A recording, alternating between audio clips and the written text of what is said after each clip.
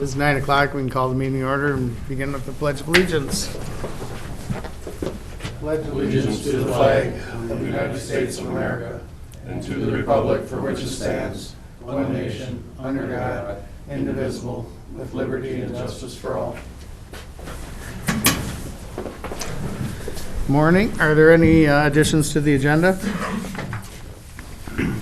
Mr. Chairman, on the consent agenda, the date of the auditor's warrant of 2/5/21 will be 2/8/21, and you had that this morning. That's in your packets this morning.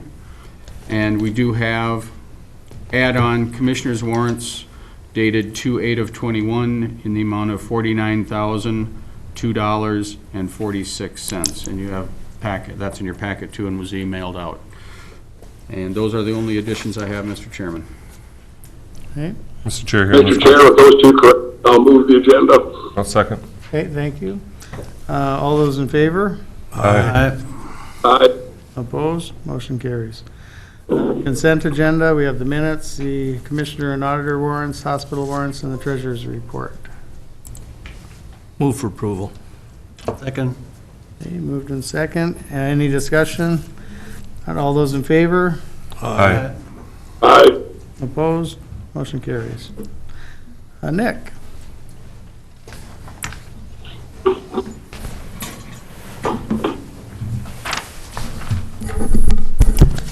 Good morning. Good morning.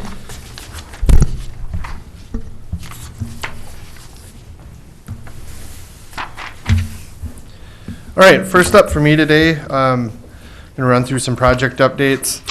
The only updates I have are for projects in the planning stage. The bonding has come through. We did actually get quite a bit. I'm pretty happy about that.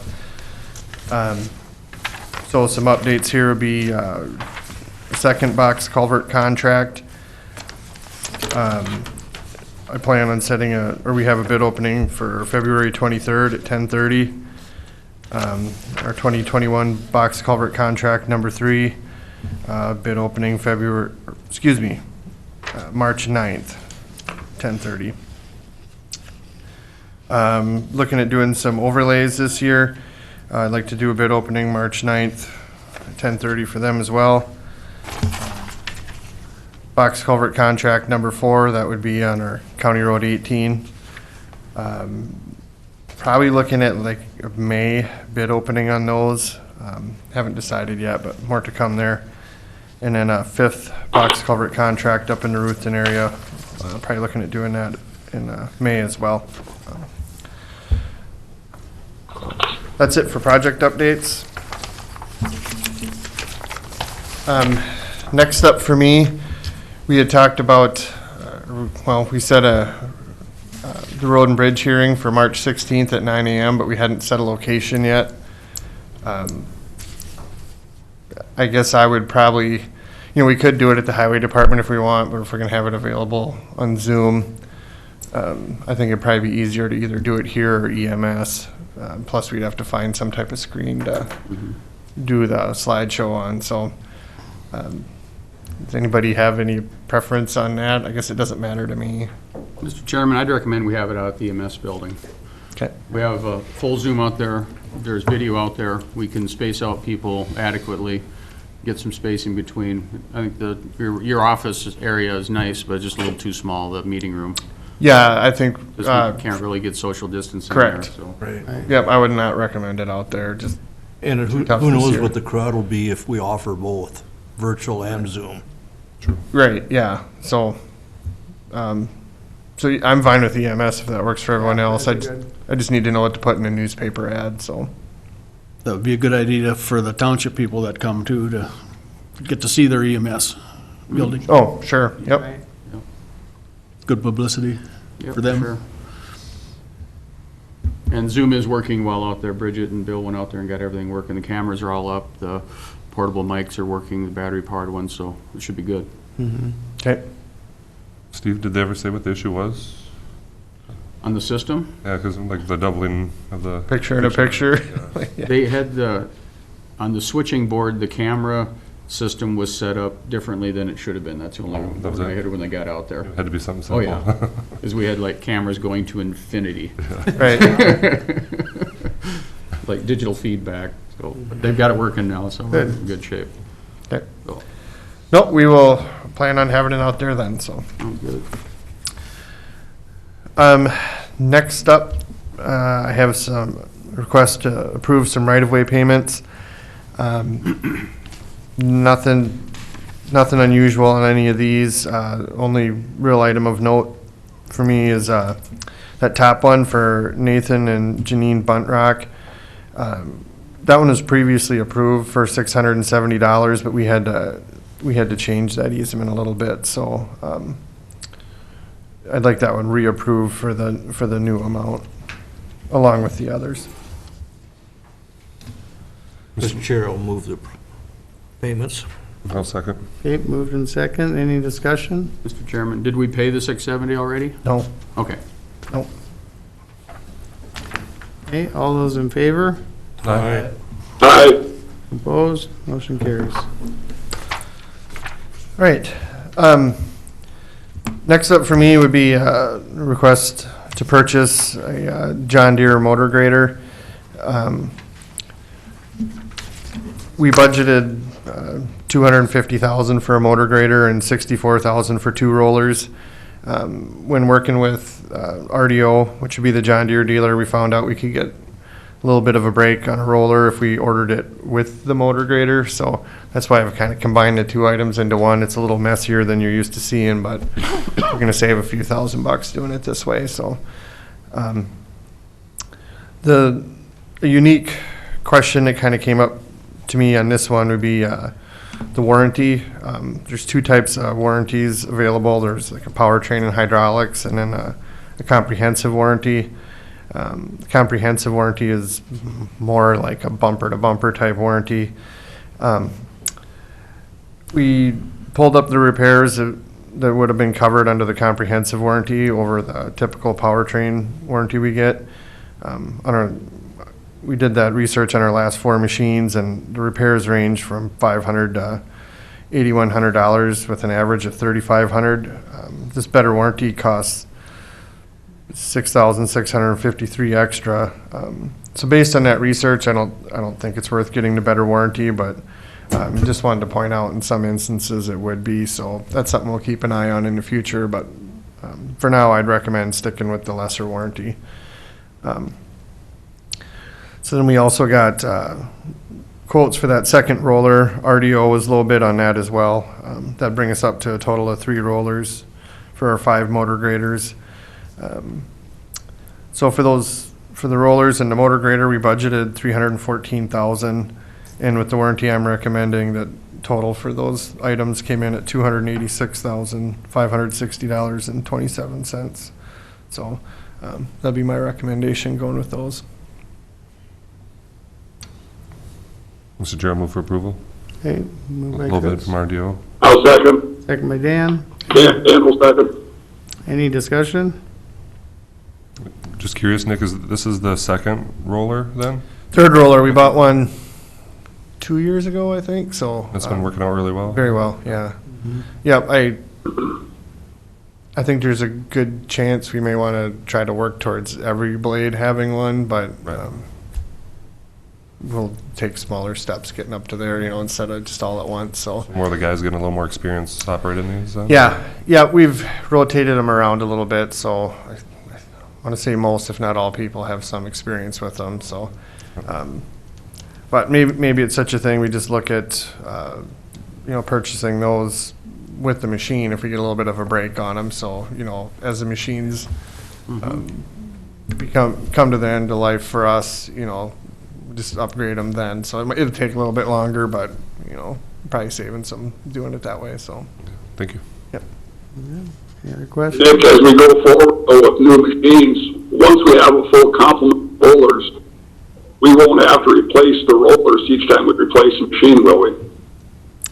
Correct. I believe, there's certain components of the machines that we'll be able to reuse going forward, like, I don't know if all the plow equipment would need to be upgraded every time, I'd certainly hope that we could get multiple machines out of, say, a wing on a plow or something like that.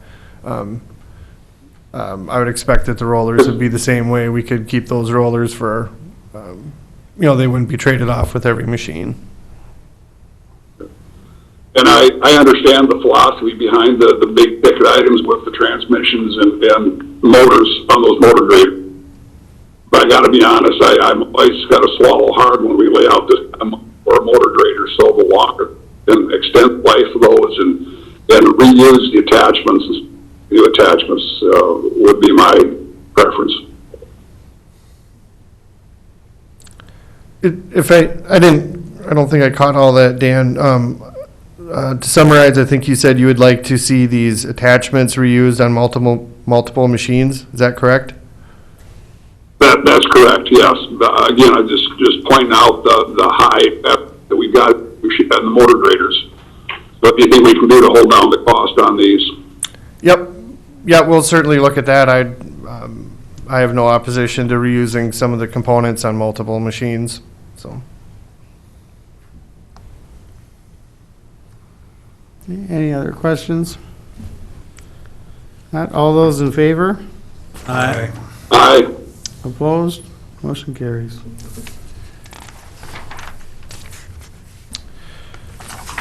Next up would be a request to purchase a new crack cutter with dust control.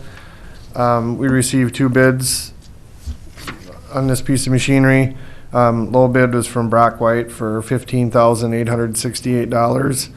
And, excuse me, and that includes trading in our existing machine. And we budgeted $18,000 for this purchase. I would move for approval on the Brock White. Okay. Moved by Les, I'll support that. second by Dallas. Any discussion? Not all those in favor? Aye. Aye. Opposed? Motion carries. All right. Next item I have here would be a request to purchase a new crack filler machine. We received 2 bids here. Low bid was from Brock White for $46,388. That includes trade-in of our existing machine, and we budgeted $50,000 for this item. Mr. Chair, move approval of the low bid from Brock White. Second. Okay, moved by Chris, second by Les. Any discussion? Costs 3 times as much to fill them in as to cut them. Then you got to put the filler in it too. That's just the machine, not the material, right? Right, yeah. Yep. Yeah, because didn't we just buy half a semi-load of the filler? That's About half a load a year. Yeah. Go through, yep. Yep. At least we got something to put in the crack. Right. With our new crack filler. Exactly. All right, all those in Yep, favor? Nick, I do have a question on the Go ahead, existing crack filler machine you got. What kind of condition is that in, and has it met its end of life? We actually have 2. The one we're getting rid of, well, one's for tack, one's for crack filling. We would be getting rid of the older one, and that one has a leak currently, and I don't know if it's worth putting a bunch of money into it, fixing it. So, yeah, the one we're getting rid of is in pretty tough shape. Okay, thank you. Okay, any other questions? Not, all those in favor? Aye. Aye. Opposed? Motion carries. All right, next up is a resolution to sponsor an Lrip application for the city of Pipestone. That's that grant that I've talked about a couple times. The city is intending to submit an application. That doesn't mean they'll be selected by the state.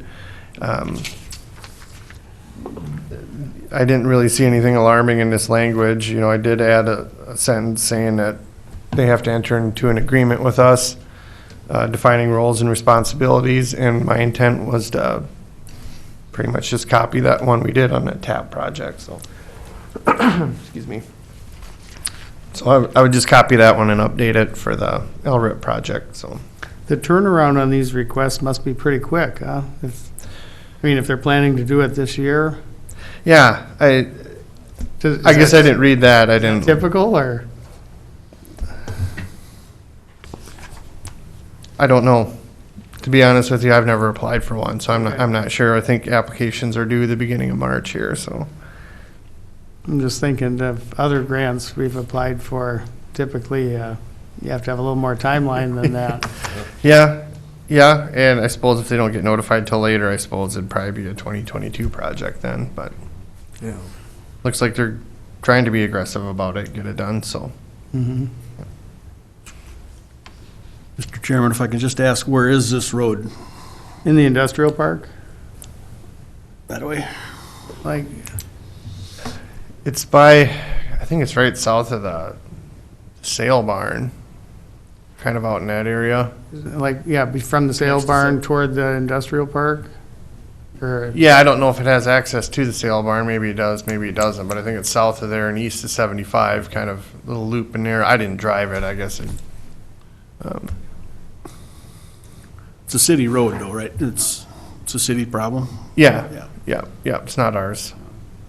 I know there's, It's the road right off of 75 to the north of Everett's Tire. okay, So it goes in, if you took the left there as you're going south, it loops around Everett Tire and comes back around by Pipestone Building. And then it also is the back way into the sale barn. Okay. It's already curb and guttered. And I did watch the city council meeting, and this is the road they're planning on doing with the Lrip. They're working with Bolton and Mink on the engineering of it, but it's already curb and guttered, and I believe they tried to do some sort of an assessment to the property owners several years ago, and the costs were too high, and the property owners didn't want it done. It was just too much. They were gonna asphalt it, I think, or something. I don't remember if it was concrete or asphalt. Do you remember what I'm talking about? But that didn't happen. So it's like they're trying a different avenue on it. I think it serves hog slat out there too. Yeah, it runs around that whole, thank you. So yeah, this resolution would be, contingent on them entering that agreement with us. And it would be the same as the other one that we approved for the trail project. right. Yeah, it doesn't cost us anything. It's just the time to, Yeah, minimal time, I would say. That agreement's set up to where it's up to them to do the work for it, so. mhm.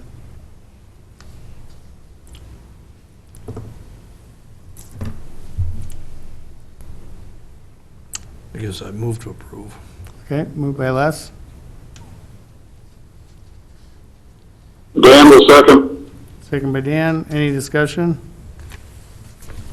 Just to reiterate, so the only involvement that we'll have will be just some engineering and some clerical.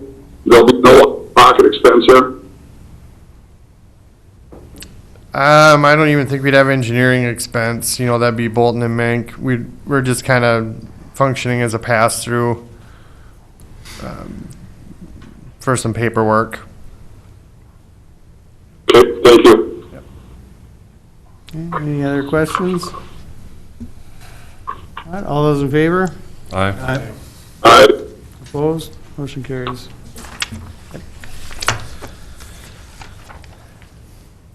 Then, as a side note, I think it was yesterday, I was contacted by the city of Edgerton, and they confirmed that they would like to submit one too. I think they get approval from their city council tomorrow, I think. So, I expect to be back in 2 weeks to ask for the same thing for them. They want to use some of this in conjunction with their upcoming utility project, so whether or not they'll be selected, I don't know, but I told them that we'd need the same language in there about the agreement, and I sent them a copy of the one we had with the city, so they know what they're getting into, so. But I'll probably be back in 2 weeks for that approval, just wanted to give you the heads up. Last item I have would be just maintenance update. We plowed 7 days last month. The guys have also been working on some bridge maintenance. And as a little bit of an equipment update, we had a motor grader with a transmission failure. It's under warranty, but the warranty does not cover rental of a different machine. It was the blade out of Edgerton, if that matters. So Ziegler quoted us $6,000 to rent a machine while ours is getting repaired. It'll take about a month. I thought that was kind of steep, so we have a spare plow truck. We put that down there. Instead, the risk we run is if we'd have another machine go down, we'd end up with reduced service. But I don't know, $6,000, I guess I felt like it was worth taking the risk on that. So, so if we do have a major failure on something else, we might be down for, or I guess, reduced service for a little bit, but still, I don't know. $6,000 seemed like a lot to rent a machine for a month, so that's what we're doing there. If you see a truck on those roads instead of a blade or hear anything more, so. Nick, how old was this machine that had the transmission failure, and we bought it from Ziegler originally? Yep. Age, I'm not sure. 5, 6 years, somewhere in I there. guess about 5, Okay. Yeah, I can remember. 5, 6 maybe. I was thinking 4 to 5, but Yeah, I guess I didn't ask. Once I heard it was covered by warranty, I guess that was the main thing I was interested in, so. I still think that it would warrant a conversation with the salesman down there. If we were laying out close to $300,000 piece of equipment, they could be a little bit more service-minded for us. Okay, yeah, I guess the maintenance superintendent would have talked with him about that, so I'm not, I guess I never asked. So, I'm not sure what the reasoning was, but, you're saying. I think it'd be worth a conversation, though, to point out to them that if they want to garner our business, they need to help us a little bit more here. You're thinking like a cheaper price on the rental? Yes. Yeah. That's fair.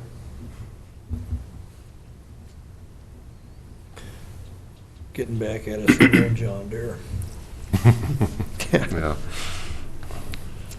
Yeah, we did just purchase a John Deere today, so. Yeah, maybe that'll get their attention.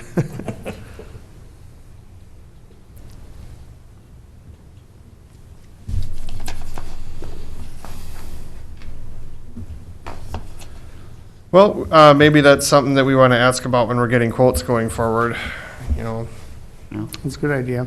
maybe kind of hold them down to something like that, so I could, that might be a good way to Time to do it. approach, yeah, right, yeah, get that in future bids, so, yeah.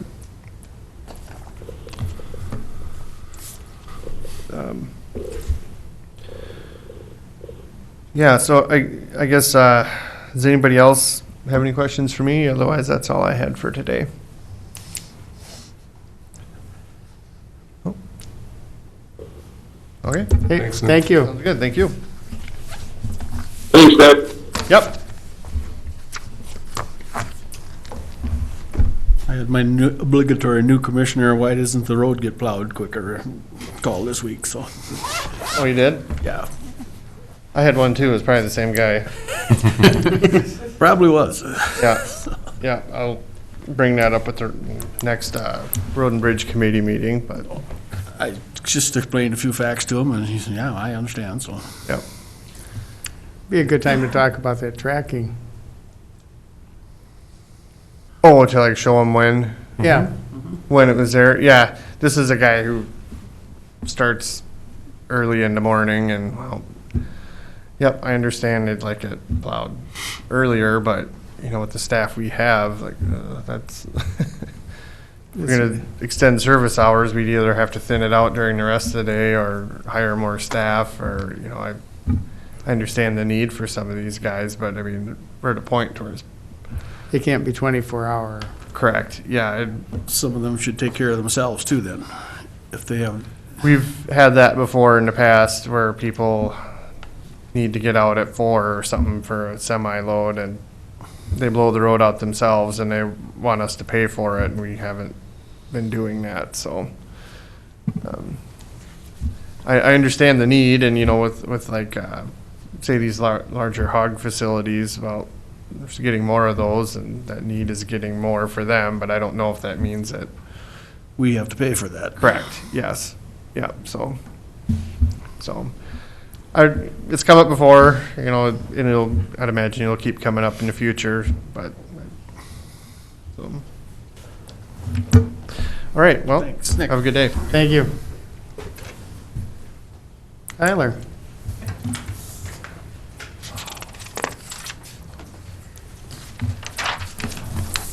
Good morning.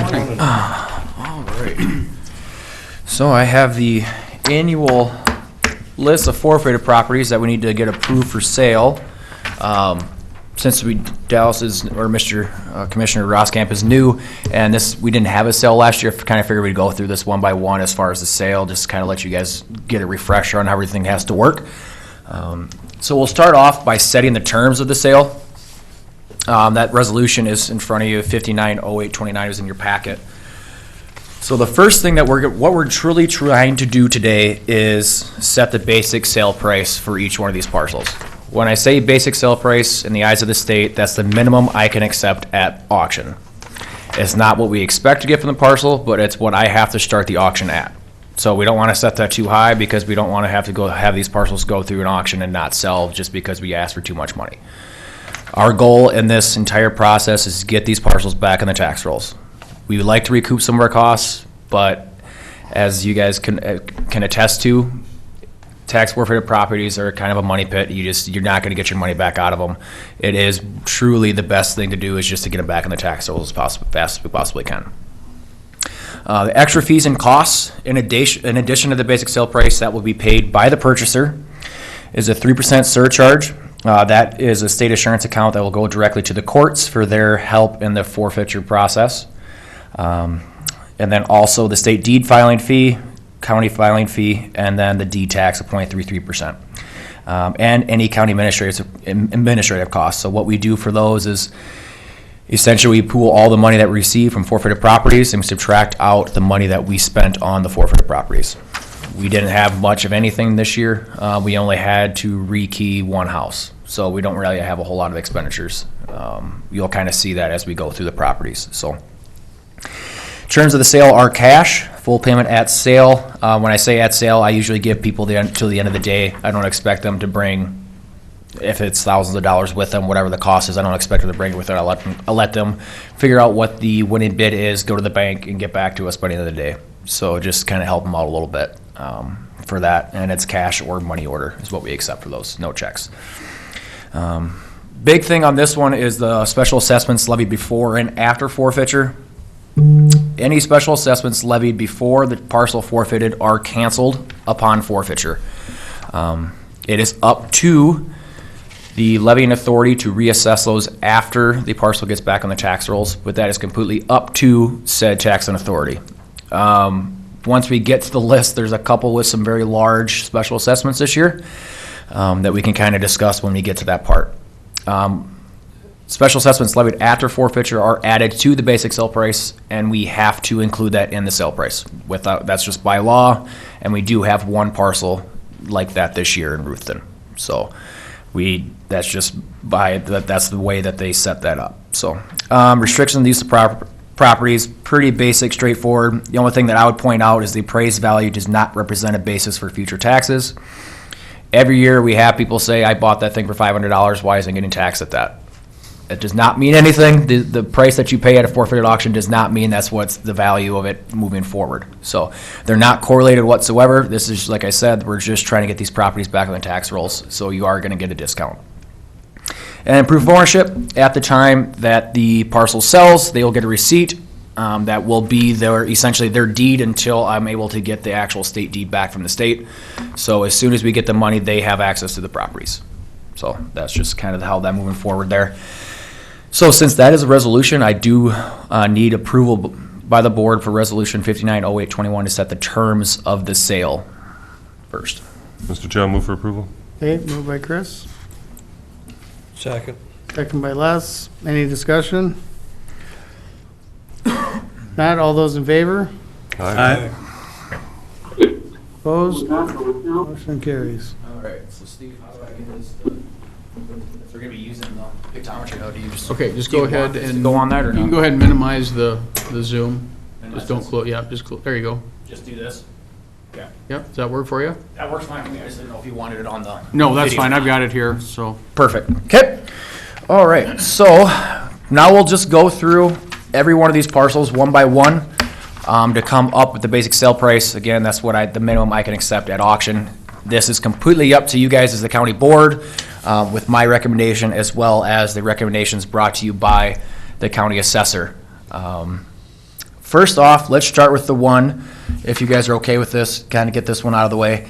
The city is requesting to purchase parcel 18.550.0870. I'll just pull it up here quick. 870, really? That is definitely a parcel. Oh, you're at my address, that's why.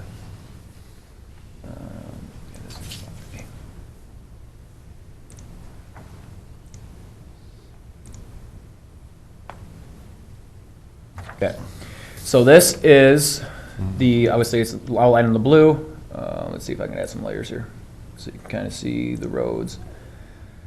So this is Highway 30 here, so we're 7th Street Southwest, and then the 3rd Avenue Southwest, so it's a big blue house that's been condemned since, I believe, 2016 from the city of Pipestone. I did not enter this building. I have been in touch with Doug Fortune, and he does say that it is not in the greatest shape, and he thinks they're kind of on the edge on if this does get approved to sell to them to either include it in the rehabilitation program or to just tear it down. So that's why they were requesting to purchase this parcel for $1. We would be setting the market value of this parcel at $1 so that they would get this essentially free and clear, and they'll be able to do whatever they want with it without having to report to the state for the next 20 years to ensure that it was used properly. We've done this in the past with them for these forfeited properties, and it has worked out for us. They've remodeled one house now. The next one's going to be currently coming through here, but they added at least $120,000 worth of value just in one property. So I do think it's a good program. I think it's a good idea to sell it to them and allow them to fix up the property, because I really don't see any value in this whatsoever, just because of how shot the house is.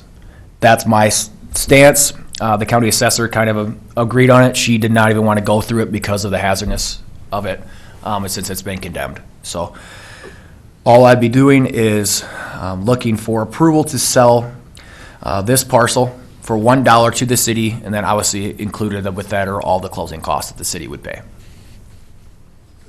And then just open it up for discussion. Mr. Chair, this is Dan. I would make the motion that we approve the sale of this property to the city for $1. Okay, moved by Dan, Second. second by Les. Any discussion? Mr. Chair, I just wanted to echo Tyler's comment about how well the city has gone and through with these rehabilitation programs, and It has worked out well, it's worked out very well. It's a win-win for all of us. right? Yes. I'm just surprised it's a half-block lot. Mm-hmm. Yeah, and I will say another little interesting fact to this one is if I click on here. Okay, if it loads. There it goes. And of course. All right, so this is the parcel with the house. This one is currently owned by the same people. It is not due to forfeit until next year. For some reason, when this bank took over, they paid the tax on the grass, but not the house for 1 year. So I will be bringing this grass portion of this property to you guys for forfeiture next year. That's just, I don't know why they did it that way, but so as you can see, there's kind of a property line issue. So this house might sit here for a year, but there's nothing we can do about it. I can't force a forfeiture. So It looks like part of the house is on the other property. Yeah. it definitely is. I talked to Joyce about that. It's a very weird situation. I don't know why they paid on just the grass portion for 1 year. So it just kind of delaying the forfeiture for that parcel until this spring. So They thought they could camp. right? I don't really know what was going on there. So I just want to make you guys aware of that situation, so. Mr. Chairman, we'll Tyler, I do have a question. Yeah. On the assessments, $6,388 assessments. Is that for the Highway 30 ones that were done a couple years ago? Yes, it was. It was for street improvements that were levied by the city. Yep. So then the city that still has to pay that assessment to itself? Is that how that works? Essentially, in a situation like this where they're buying the property, that's usually what, I mean, they'll have to do that. Usually in the situation where there's debt behind it, obviously I can't hold the city to this, but historically, if there's debt behind it, the city will reassess it. If there's no debt behind it, the city will just eat those costs. With that said, this is a little different situation because they're planning on buying this parcel themselves and fixing it up. So pretty much the special assessments are going to be coming out of the city's pocket for this parcel until they get it sold. But none of this assessment is due to the county, though. This is all city assessment. Correct. I mean, you're going to have the $36 recycling, but we would just always historically, we've just always canceled those just for, since it's such a small fee. It was just the $36 and then $36 per year, and then the city's special, street assessments is all it was. Yeah. Do they have a plan, or is this gonna be demolished, or they're gonna be responsible for demolishing costs if they? Oh, yeah, After this, typically we're they'll done. either demolish it on their own expense, or they'll rehabilitate it through that vocational program where they, Kids come and do it. Yep. Right. And I can speak to that briefly. Jeff indicated that he brought this up at one of the city meetings, and there's some disagreement on the board or on the council how they want to move forward with it. But if we do sell it this way, essentially selling the market value at $1, they get it free and clear. It's all their costs, everything for them. It's their baby for it. We don't have anything associated to it whatsoever. Okay, thank you. Yep. and it's, if you're familiar with it from driving by, it's where you turn to go to my store. The windows are busted out. There's probably a lot of animals in there. It's pretty rugged. I drive that road, but I never noticed that house, so Yeah. have a chance to. I think there's a mattress in front of one of the One of the broken windows. windows. Sometimes there's a cat on top of that mattress. Yeah. A little urban renewals in order then. Oh, yeah. But actually, if they could get the lot next to it next year, it's a pretty good sized lot then. Correct. And I will say that is their intent to move forward and try to get that house or the grass next year too. Obviously, you don't want one without the other, so. Right. But I mean, if they demoed the place. It's a good sized it could be corner a lot. Commercial lot. Correct. Yep. So yeah, it's completely up to them how they want to handle it, but they do have interest in both of them, so. What is that area zoned? Residential or I commercial? believe it's residential, so they would have to rezone it, but But it could be commercial. it could be. Because of course, where Rustrads is, that used to be residential. Correct. Yep. Yep. It definitely could be. I mean, it's a pretty decent sized lot, that's for sure. Yeah. So I just need approval. Okay, we do have a motion and a second. Any further discussion? Not, all those in favor? Aye. Opposed? Motion carries. All right, so now we'll kind of get down to the nitty-gritty of actually having houses that we want to approve here. So the first one, we'll just go down this list of forfeited properties. I do have photos that you guys can view. I'll show you where they're on pictometry first, and then we'll kind of go from there. So this one is located inside the city of Edgerton. Parcel 13.351.0200, located at 840 3rd Avenue West. All right. As you can kind of see, Dallas, you're probably more familiar with this, is the elevator right here in town. And this is the road that goes by, it's pretty much the main drag road right by the school there. So that's kind of where that parcel is located, if you could just kind of get some bearings on that. I did drive by that one. You did? yesterday, so. Yes, and we, like I said, we do have plenty of photos in here. If you guys do, just for some information. I'll kind of go over this briefly. So the assessed value, or the county assessor's recommended value on these, land was $8,800, building is $7,700 with a basic sale price of $3,000. With that said, it has always been the county's stance to essentially, I don't want to say at least cut that price in half because of the fact that we don't want to set this price too high and not even get a bid. We've had that happen several times where we set it too high, the parcel sits there for an entire another year, and we just have to wait.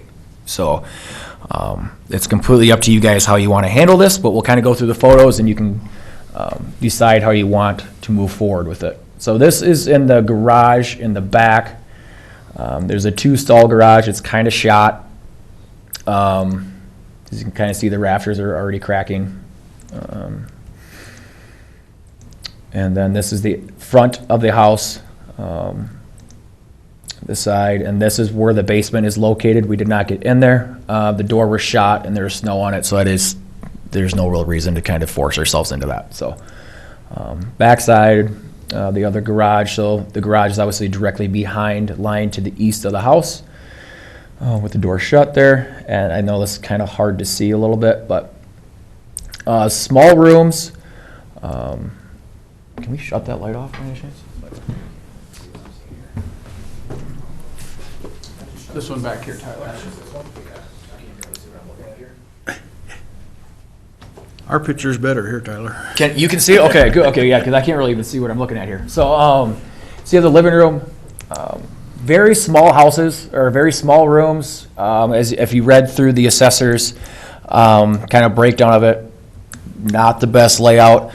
Very wore out, a lot of water damage. I walked through it, the very main floor. I can't tell if it's just the subflooring or if it's the actual floor itself giving out, but it's very wavy. It pushes down continuously. I mean, you can definitely tell it's just sat here for a number of years in disrepair. The one good thing about it is that I know it's been winterized because I talked to the neighbor, but I don't know how much value that really carries in a situation like this. So, with the house being so shot. That's upstairs. This is the room that doesn't actually qualify as a bedroom, but it could be used as one. There's some of the water damage. The upstairs, a lot of the roof was falling in. A lot of the ceiling and everything was falling in. It's an old shot house. You guys know how forfeited properties usually look. There's some more water damage, and then I believe this is what's leaking through to the first floor. So that's really all I have there. And that's the front porch right here. And then the outside where there's like a little side entrance for that right there. So that's the property we're looking at. As you can see, it's not really worth a whole lot. I walked through it. To have someone try to fix that up is going to cost an arm and a leg, whether it's even worth it whatsoever. Do you happen to know what the frontage is? Yeah, that was in the assessor's. Yep, it's in the assessor's breakdown. That was a 50 by 150. 50 by 150, okay. Yep. And the house itself is 528 square feet, so. So with the current zoning, could you even rebuild on a 50-foot lot? I'm not sure about the city of Edgerton's. They would have to check with the city of Edgerton. I know it's very narrow. Setback would be a problem. Correct. Right. I'm not exactly sure on the cities. Skinny house. Yep. Yeah, I try to avoid that as much as, like, I try to put that on the purchasers for this property, but yeah, like, it's a pretty narrow lot to be trying to build a house on there, especially in that part of the neighborhood, so. I know the neighbor has expressed some interest, but we'll see how that. You know, a lot of times you're grandfathered in with the existing house. Correct. If you have a new house, then it might be a different story. Correct. And if it's really a demo project, you're really maybe just selling a bare lot that needs to be demoed. Correct. And that obviously drives the price down significantly, especially when you're talking about forfeited sales. Right. So I mean, again, like I said, the assessment that the assessor said was 3,000. We at least cut that in half usually, and then we kind of start from there, because I don't want to set this too high to where we don't even get a bid. You're saying cut it the 3,000 in half, or? Right. So you'd cut the and that's her recommendation for the minimum starting bid. Even less. So even less. Yep. Yeah. And it's up to you guys what you want to set it as. I think we should just go 500 and move it. or less. Because, yeah, to me, it almost seems like more of a detriment than, Yeah. or a dollar. Yeah, we could do $1 'Cause then- just to get rid of I it. mean, they obviously can bid it up if they want, but, Correct. Well, that way the neighbor can buy it for $1 and expand his property, right, and he could build onto it. Yeah, and obviously, like, just because you set it up does not mean that's what we're gonna get at the auction, that's just what I have to start the auction at. So, I know we've done very well sometimes in auctions. we Right. really have. Couple years ago. Yeah, I would say, the last property we had in Edgerton, we sold for, I think, 13,000. Where they had it very nicely located and had a nice big shed on it. So, this one's definitely a different situation, but it's up get to you more guys. bidders if you start low. I'm not necessarily in favor of starting with $1. There is some merit to having a minimum bid, like $500, okay. That's my personal opinion, so. Yeah, and that's fine too, and just throwing out options. Selling And, it to the city for $1, yeah, that's, Right, a little different than That's a little selling it to a different. private party. yeah. But of course, these are an auction format, so regardless of what the starting price is, it may or may not bring that. correct. And I will say, to add on to that just a quick aside, if it doesn't sell at auction, it's on sale. Whatever you said is the big sale price, if it doesn't sell at auction, it turns into on sale in my office. So if it doesn't sell at the auction for 500, if we say that that's what the price is, someone could come in the next day and buy it for 500. So it does stay on sale for the basic sale price until we reset that price. Yep.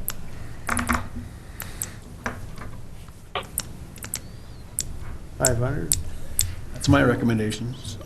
I'll go with 500. Fine with me. We could meet in the middle for 250. Yeah, I was thinking that too, because if the right people want it, you can still get 1,000. Right, Tyler, if we deviate $1,000, and because you're recommending 1,500, we're talking 500. If we set the minimum price too low, does that cause you problems for you down the road, or do you think 500 would work for you? I think 500 would work. I mean, it's kind of hard to read auctions. Sometimes sometimes it works out, sometimes it doesn't. I mean, it's a hit and miss. It's not very consistent with forfeited properties. We get a lot of looky-loos who say they're interested in the property. They come to the auction and they don't bid. We've had 2 people in this room, and the auction's gone absolutely amazing. We've had 20 in it, and we haven't really sold a parcel. So it's really hit and miss. I don't think we would have a problem with getting that parcel sold at 500. I really don't. But I've only talked to one person. One person's only expressed interest in that parcel too. So with that, that's really what I can go off of, is how much interest I've been given to it from the public. So, usually the parcels that sell a little higher, we have a little more interest in, but we didn't really get that this year, because as you'll see, none of the parcels are in great shape. But I don't think $500 would be hard to sell it. Again, we can always decrease the price in the future if we wanted to sit there. If no one buys it in my office, we could come back next year and lower it. But then it sits there for another year. and apparently this lot's not the end of the block, it's wedged No, it's between not. 2 lots. Correct. There is a house, I hate when it does this. There's a house here and a house here. So that there is an alley there. So yeah, it is in between 2 of them. So those lines must not be accurate. No, and that's pictometry. It's not exactly accurate. It's just an overlay. So, yep. There are no issues with lot lines or, Not that I'm aware of. Edgerton No. has a habit of that, but. Correct. Not that I'm aware of, but this is a as-is sale. As is where is. Correct. So if it's up to, I tell anybody who's interested in these properties to do your due diligence. I don't know of any problems with this parcel, but I'm not gonna put my word behind that, so. Are you looking for individual action on each one of these parcels, or do you do it as one large motion here? I need an individual action on actually setting the price, and then by resolution, we'll actually approve them all for sale. But I want an individual action on setting the price for each one of them. Okay, I would move then if we set the minimum price parcel at $500. I'll second that. Okay. Moved in second. Any further discussion? All those in favor? Aye. Aye. Aye. Opposed? Motion carries. All right. So our next fun one here, this one is located inside the city of Pipestone, parcel number 18.200.2560. As you can kind of see, it's kind of weirdly located. Here's Second Avenue Northeast, here's the fire hall, so it's kind of back off that, I don't really want to call it a road, it's almost kind of like a little alley area there. That's right there, and this is the abandoned railroad that the city of Pipestone currently owns. I will say, on this bad boy, as you can see, the assessment to forfeiture were $22,195.48.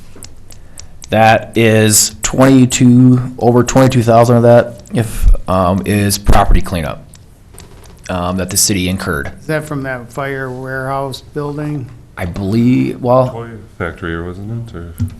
I don't think that, no, this is, I believe this had an old building on it that's collapsed and the property owner didn't do anything with it and they just cleaned it up. I'm not exactly positive, which I know it gets a little foggy up there, but, yeah, the city came in and cleaned up all of that stuff. I have some photos, they're kind of out of date, because this one forfeited last year. But, I mean, there's still some junk. This all happened after the property cleanup. Wow. So, This is after the cleanup? what I understand, correct, because the property cleanup, these photos were taken in 2019 and the assessment was before that, so, Wow. yep. What did it look like before? Right? Must have been An really bad, then. absolute mess, yep. So, it's a good sized lot, if you look at, 144 by 89. correct.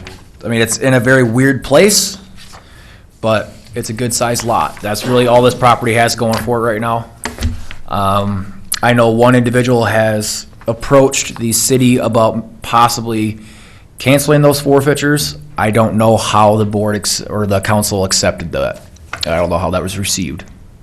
Again, like I said, usually the city will undo special assessments before forfeiture, but we haven't had an assessment that high before on forfeited properties. I So, think that's gonna be a hard sale with that hanging over your head. Yep, yep. City doesn't want that piece? nope, I was really shocked that, I was hoping, because they own that land just to the north, they own it, so I'm like, oh, it'd be a nice little addition for you guys there, but they had no desire whatsoever. I don't know if that's because of the cost they paid or what, but Jeff said not even close to interested, so. I mean, I think even at $1, you're gonna have a hard time getting a bidder. Yeah. Yeah, because even with this assessment of 22,000, there still is a huge mess there to clean up yet today. Right? Yeah, it looks like a bunch of concrete to come out. and- Yeah. Yep. Yeah, I don't know if it's burnt down. It's been a year or so since I talked to Jeff about this one in particular, why they had to clean it up, but I was thinking, wasn't there a storage building there that had a fire? you can see that there's a whole, Yeah. you can see on the pictometry, this is all concrete, so this used to be a building, I just don't know what building it was. The Where was storage that? building you're thinking about, Mr. Chairman, was closer to the Culligan building, farther to the east of that. Okay. Oh, okay, And that's gone. There it was, right? Right here? Yeah. okay. Yeah, that's where that warehouse building that I think Ron Willie had for a number of years too, Okay, yeah. remember? Mm-hmm. That one was the toy factory way back in the day, right? Yeah. Yeah, okay. Yep. So, So I got a question. Do we become responsible for cleanup and everything in that once we, if we sell it, no, if since it we're doesn't the sell, caretakers of it now? we have we're no responsibility. I mean, if there's a health hazard, we would have something, but there's no health hazard on this. Obviously, like with the central school, we had a lot more responsibility for that. We took a little more care on that one because of, I mean, there is liability for the county on some of this stuff. But as you remember for the movie theater, like we did a lot of work in the movie theater. Personally, I don't think there's no structural integrity that's gonna ruin property next door or anything like that. It's just, I hate saying it's Unless just there's a junk on big a piece of enough land. wind and it blows that debris onto their Correct. property. Yes, if something were to develop, we would have to take care of it, but as of right now, it's nothing, so. I guess $1. I would move that we set the price at $1. I'll second that. Any further discussion? Not all those in favor? Aye. Aye. Opposed? Motion carries. All right, so the next parcel we have here is also another bare lot. It's a lot better shape than the last one. Inside the city of Pipestone, it's 18.685.1260. And this is a bare lot on the corner of, I'll get the map to reset here. This is 5th and, I can't remember, 5th and 6th. So here's that little park over here, over on 5th, if you're kind of familiar with the city of Pipestone a little bit. Highway 30 will be down here. Here's Highway 30. And there's that little park there. Here's Dars. So that's kind of the area, just for your reference. Know where Willie's house used to Yep, the lot size is 1260, 79 by 90. I contacted Doug Fortune, and that lot is still big enough to be built on. If it wasn't big enough to build on, I would be wanting to do this as a private sale to the neighbor, because it would be considered a junk parcel, because you can't do anything with it. But since it is large enough, historically, if we have a parcel that's large enough to build on and it's on a corner, or it's on a street, we attempt to sell it at auction first. Does it have to be a tiny house? You're gonna have to talk to Doug. But you- I was kind of surprised. 10% of your property is your setback. It's not very big. That's why I called and verified with Doug beforehand. But don't they have footage requirements? I mean, where it's not just the percent? Well, the lot is 79 foot wide, so 10% would be about 8 foot from each property line. That's Okay, the way I know the Jasper city code is. okay. Adrian has a minimum size still. Well, see, that's what I think. I think there's a minimum setback, though, in Pipestone. I don't recall what it is, but. Not a minimum setback, a minimum size of the house you can build. Oh, really? That too, That too. probably. Yep. I think there's a minimum setback regardless of the size of the lot.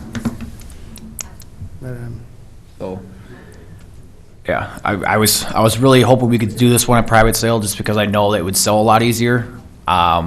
We still can, it's completely up to the board. If you guys want to approve this as private sale, how private sales work is I send a letter to all the neighbors. They submit a private bid, a sealed bid, and then they're still kind of bidding on it. They are. It's a blind bid. They're bidding on how much they think they want to pay or they want to get the property for. Yeah. Correct? And the highest bidder wins. It's up to you if you want to do it by auction or that way. It's completely your guys' choice. This is kind of an oddball little size corner lot, so Are there any assessments on this one? no, there's not. That's good. No, the only, the 65986, that was for snow removal and mowing. So historically, the city has always canceled those, and I would be shocked if they didn't cancel those this time.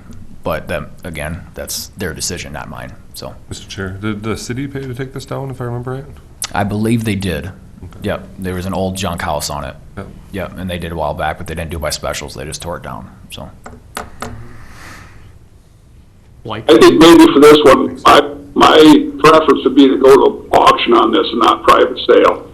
And I don't know, what do you guys think of putting a minimum price of $2,000 on this? Do you think that'd be reasonable? What do you guys think? That doesn't sound too bad. I mean, And I will say the land on this is getting taxed, the 6,200, that's what it's getting taxed at. That's the city, I mean, that's just across all parcels, so that's how she comes up with that. So, is that a motion, Dan? Yeah, I will move that we sell this at auction with the minimum price of $2,000. Okay, we have a second? I'll second. Second by Chris. Any discussion? Hearing none. All those in favor? Aye. Opposed? Motion carries. all right, so the last parcel we have is inside the city of Ruthin. 19.241, .0340. All right.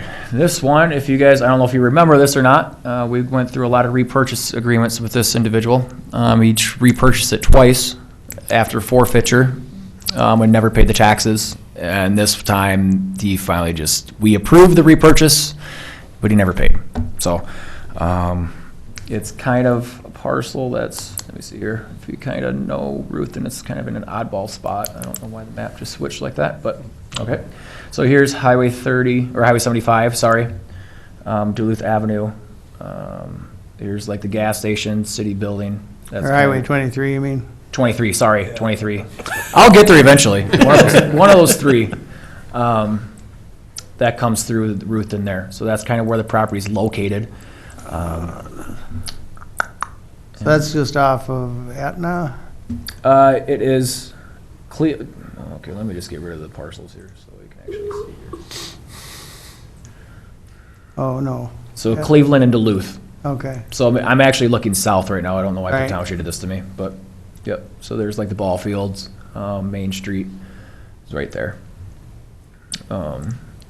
As you can see on this one, there is a special assessment after forfeiture. That was by the city of Ruthin for a little bit of property cleanup that they actually brought the previous owner to court on.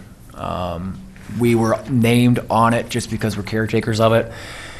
Speaking with the Maine, it essentially said, let them take care of it, and if they have a specials, they can just levy it on us, and that's what they did. So what they did is they cleaned it all up, they put they essentially salvaged what they could, sold what they could, and the remainder of their city costs was the $370.79.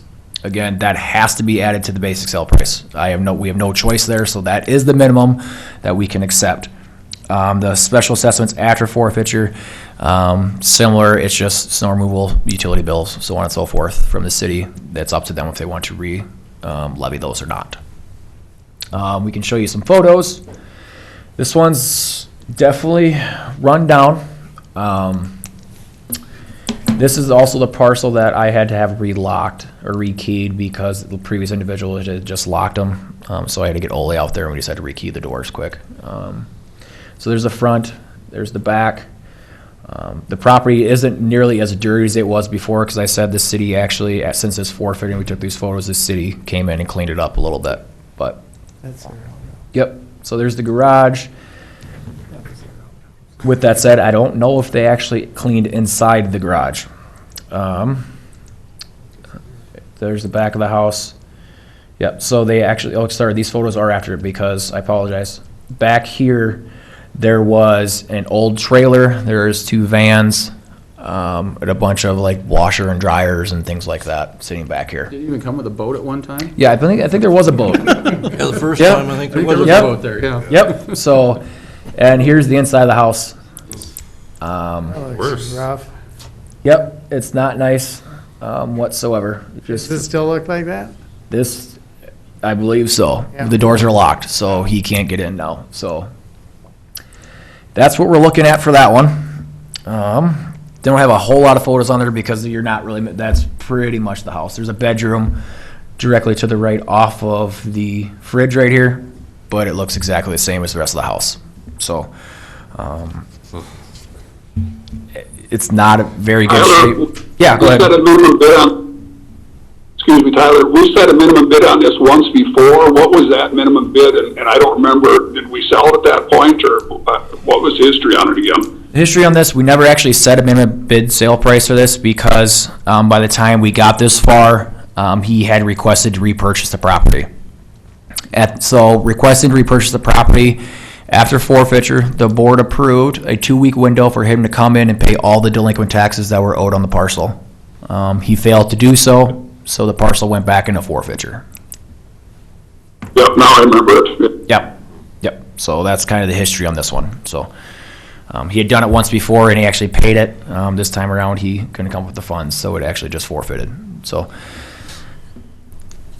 it's The garage, is that structurally sound? Does that have a concrete floor in it?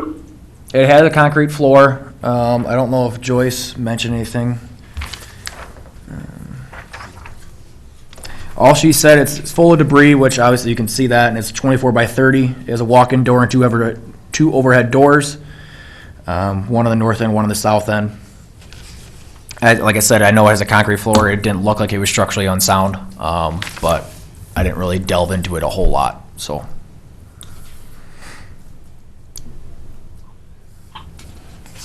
I would feel that there's some value there yet on that property, so I would like to be able to recoup a little bit. I see you got a minimum sale price here of 5,000, so again, you'd cut that in half down to 2,500. That's usually protocol. correct. That's usually what we do. We take the assessor's recommendation, at least cut it in half to begin with, and then kind of go from there.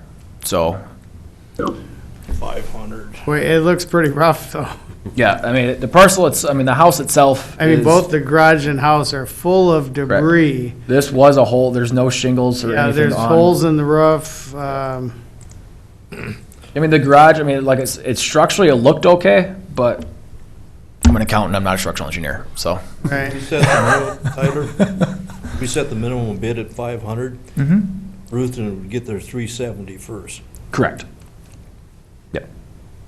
Yeah, so like, if we set this at $370.80, they would get pretty much the entire thing, just as an example.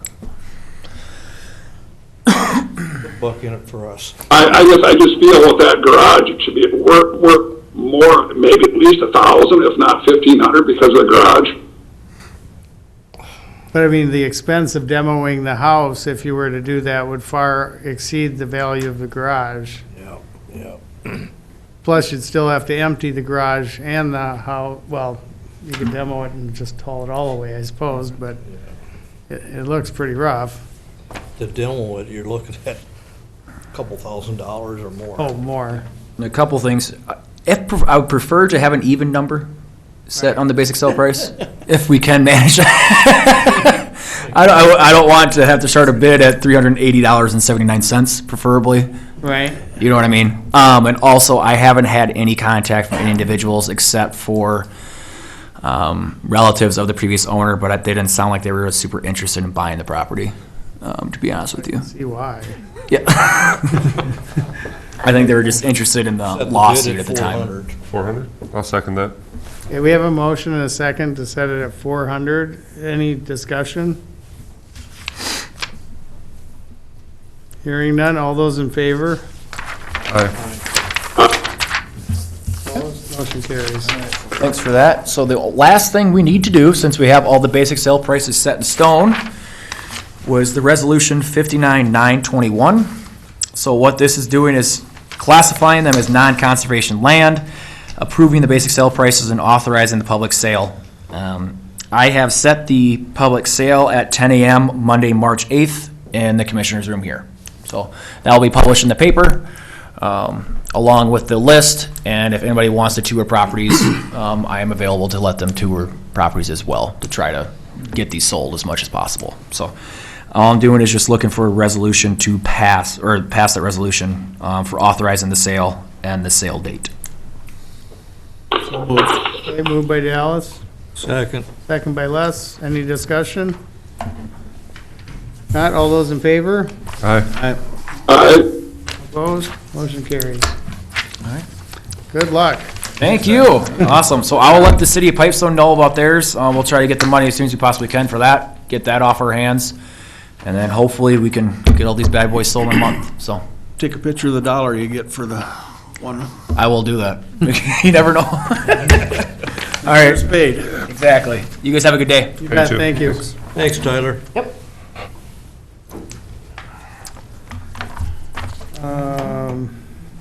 Is Ann coming, or? Zoom. She's on Zoom right now. Okay, then we can go to Ann from Southwest Health and Human Services. There she is. Hello. Hi. Morning. Good morning. I am. Hi. So I'm not sure if you kind of preempted why I'm here, Steve, but as you know, we've been doing vaccine clinics. We started our first clinic on December 30th, and we've done about 1,800 vaccines since then. Some have their first dose, but many have their second dose already. So we've got a good start in our region, and since the beginning, I think the plan from the state has changed at least weekly, it seems like. In the beginning, we were getting the sold vaccine, and then they started the pilot.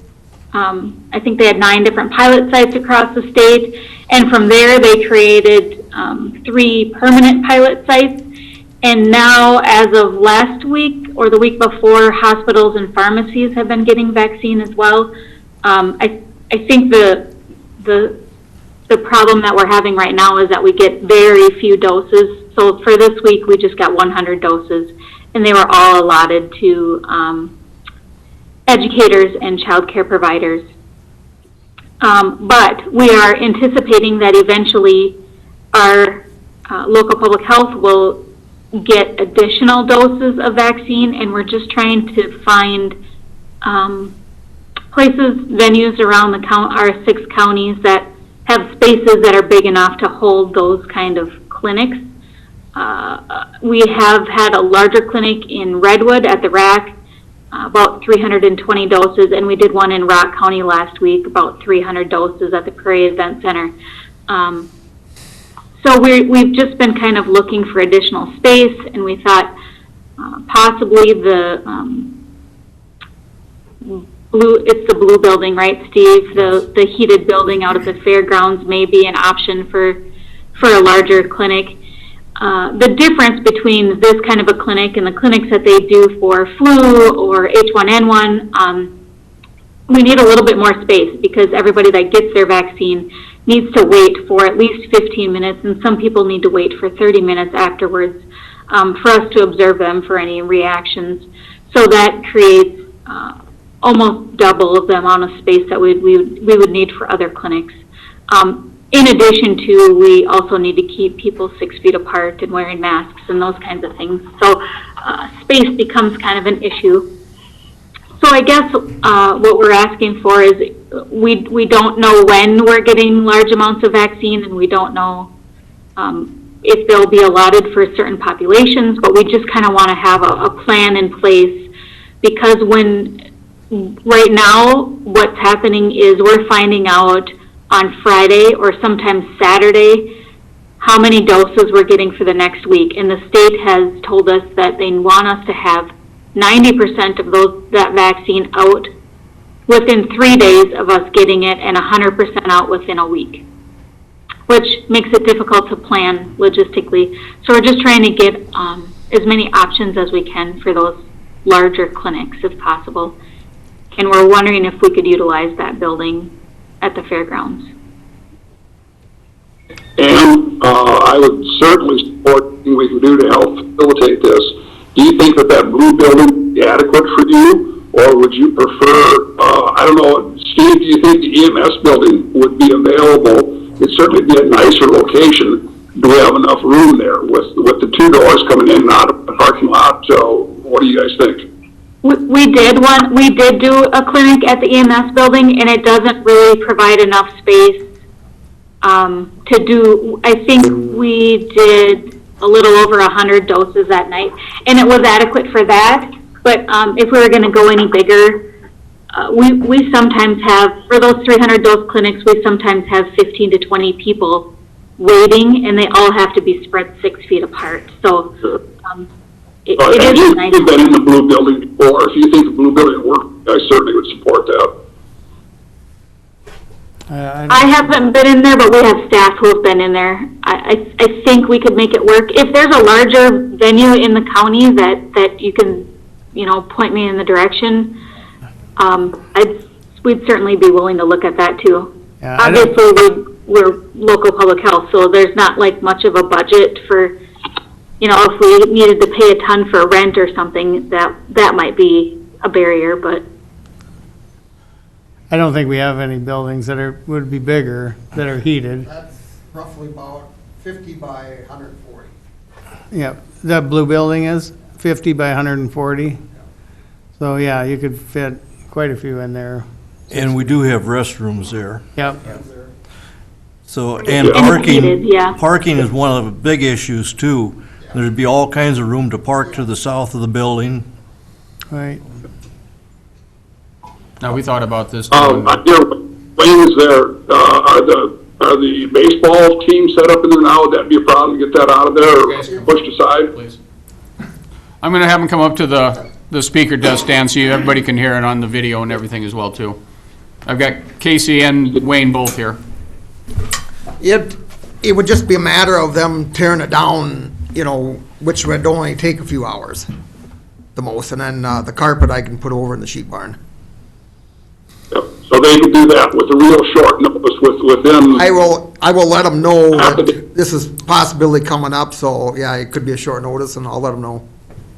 I don't think they'd have much choice. They don't pay rent, so. Yeah. Right. Right, so, yeah, I don't think they'd have a problem. Speaking of paying, yeah, I don't see any reason for us to charge Southwest Health and Human Services rent for the use. No, we would not. So, We wouldn't charge. No. Would you like action on that? I'll move that we provide that building to Health and Human Services for their needs at no rent. I'll second for sake of discussion. Yep, we got a motion and a second on the floor. Okay. Go ahead. Oh, I was gonna suggest is this something we would want a MOU on for like the time being or something? I mean, Sure. we have no idea Yeah. how long this will be going on. Yeah, that would make sense. Do a memorandum of understanding that this would come up on a short notice. Right. Just be available, make it available, and work with Casey and Wayne and Ann to get it going, and Yep, and there's plenty of tables in there, and then I do have access for all kinds of chairs. I would say the only time it Great. wouldn't work is during the fair, if there were one. Yeah, Yeah, yeah, that'd be the only Right. time. Yep, Because this could be multiple times yet. yep. Right. Right, Yep, and as long as we get a little bit of notice, we should be able to handle the parking lot, whether it's snow yeah, or yeah, mud and then or. with that snowblower, don't take long. So we can approve this without MOU before us, or, I mean, the general understanding is that it'd be Yes. available whenever they need it, and, we just have to have, Ann, enough notice so we can make sure the building's available, make sure we've got chairs. And you guys will probably want to come and view it, and probably get a meeting together with Wayne and Casey, myself. We can all get this thing planned out and get an MOU going. And So then you know figure out how what we you need want for it set up logistical or supplies whatever and that for- kind of stuff. The tables are in the building. yeah. Can't hear you, Ann. Lost you. You must be on mute, or, Now, can you hear me? yes. Okay, you can put it back. I like it better. Steve, do you want to start the MOU, or can you get something, do you have anything that's similar? I don't have anything. Maybe Casey's got something sitting around from another, we'll get it worked out. We'll get something going here. Yeah. That'd be great. Okay, we do have a motion and a second. Any further discussion? Not all those in favor? Aye. Opposed? Motion carries. Thank you, Ann. We'll get, Thank you, I sure appreciate it. you bet.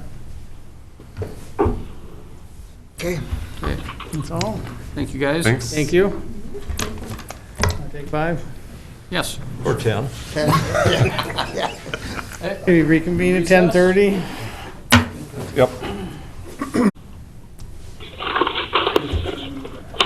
We are back in session. I guess we can start off by approving the judicial ditch number 1 assessment for 2021. The ditch committee met back in August and approved setting the ditch levy and assessment at $31,180, which is the same amount as last year. And I guess I would make that motion that we set that assessment at that level. Do we have a second? Second? Second by Chris. Any discussion? Not all those in favor? Aye. Opposed? Motion carries. 2021 building lease and IT agreement with Southwest Health and Human Services. Mr. Chairman and board members, you have in front of you the office lease agreement. Please turn to page 2, item 4, basic rent. The term will be $38,000 for rent, $20,000 for utilities maintenance, for a total of $58,000 for 12 months, which would be for the month of 2021. They did have a 5-year increase in there for the repayment of the remodeling that was done back in 2016. That ended in 2020, so we're back to the normal lease now. So they'll be paying us $58,000 for 12 months, quarterly payments of $14,500, and I do bill those out quarterly to them, and they just get it to the auditor's office, so. In section number 3 above, the date needs to be changed to 2021. Oh, excuse me, so you can see that. Yep. We'll make that adjustment, thank you. And the other agreement, excuse me, is the information technology agreement. Item number 4 on the first page, the compensation amount. They'll be paying the county for IT coordinator and connectivity services. So it's $5,000 for IT services and $37.50 for the connectivity services, for $87.50 payable by Southwest to the county, and they'll pay us $2187.50 per quarter. And that's also the same as it was last year? Yes, same as last year. Mr. Chair, move for approval. Okay, moved by Chris. Second. Second by Dallas. Any discussion? This is for both of them? Yes. So it's a pretty nice contract for IT services. You all privately can pay a lot more money. I bet.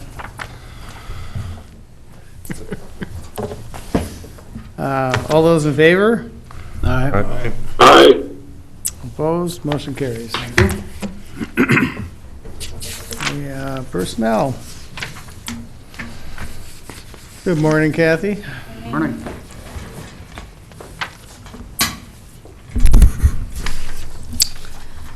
I have 3 items for the board this morning. We'll start with the easier things here. I handed out a request for county-issued credit card this morning, and that's for Elizabeth Wenzel in the assessor's office.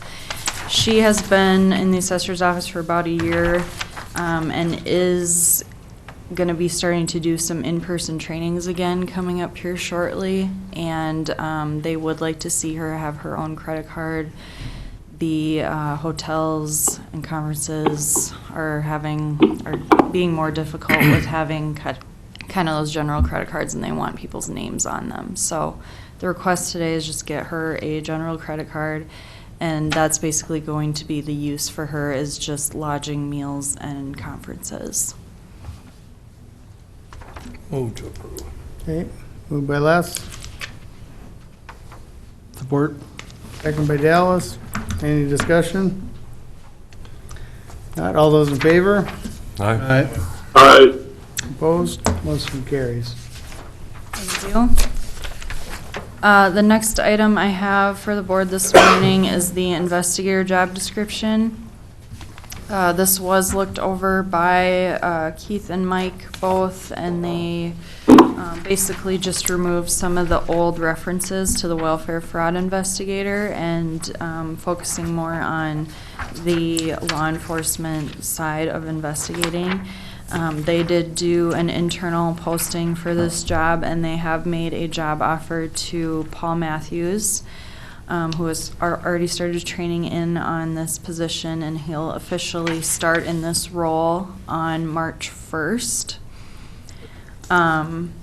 There is no wage adjustment for him because he was the sergeant before, and the investigator is on the same pay scale as the sergeants are. So I don't need to request any approval there for the pay placement, but that's just for your notice.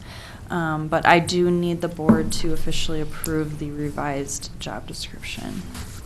Are they gonna fill the other sergeant position then, or?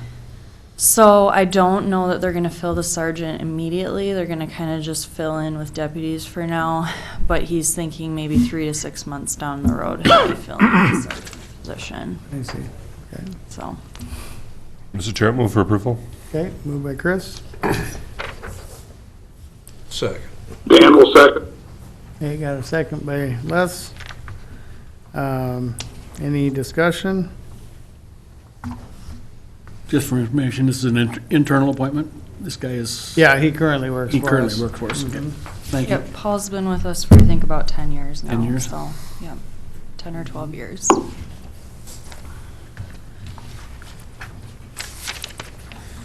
Met all the deputies personally, so I don't know. Right, that's good news. It's a good thing, right? Okay, any other discussion? Not, all those in favor? Aye. Opposed, motion carries. Thank you. You? And then next I have the labor agreement between County of Pipestone and Afscme Highway Unit. So, Steve did provide both the marked up copy as well as the final version of the union contract. There aren't major changes to the contract. We really just changed one item in the body of the contract, and that is the clothing allowance. And that is on page 8 in section 10 there. So, the county did agree to bump that up $25 next year and $50 the year after that. So go from 200 to 225 and then 250. This year's payment has already been paid out because that was in their prior contract for the $200 per year. So it's really just an increase over the next 2 years. There's no other language changes in the contract. So the final piece would be the appendix at the end, pages 17 through 19, and that is their wage scale. We are striving to keep everyone's wage scale the same, and so far we have accomplished that. And the next year's pay increase would be 3%, or excuse me, this year's for 2021. And then the following 2 years are 2.5% each year.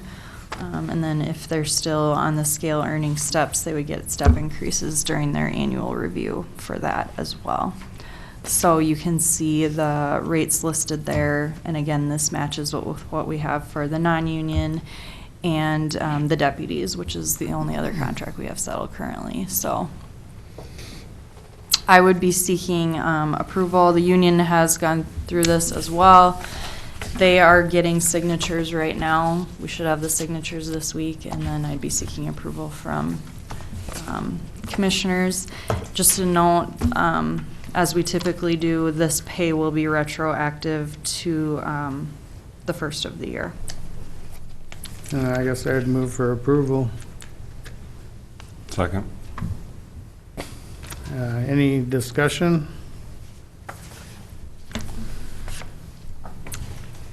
Good to see that it went well. Yeah. It did go pretty well, actually. Good job, Kathy. Good. All those in favor? Aye. Aye. Opposed? Motion carries. All right. Thank you. Thank you.